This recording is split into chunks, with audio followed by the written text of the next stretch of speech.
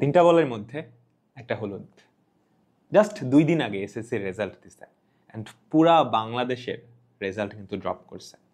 প্রতি 3 জনের মধ্যে একজন শিক্ষার্থী ফেইল করছে। আবার বলতেছি ফেইল, এ প্লাস মিস না, ফেইল।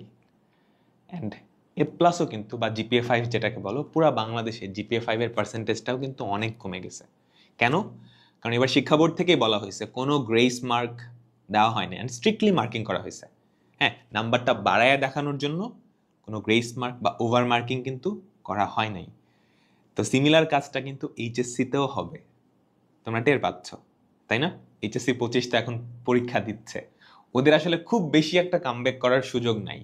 কিন্তু তোমরা যারা এইচএসসি 26, তোমাদের পরীক্ষাও কিন্তু অনেক স্ট্রিক্টলি হবে। কোয়েশ্চেন একটু ডিফিকাল্টও হইতে পারে বা যেমনই হোক, হ্যাঁ, খাতা দেখা তো স্ট্রিক্টলি হবেই।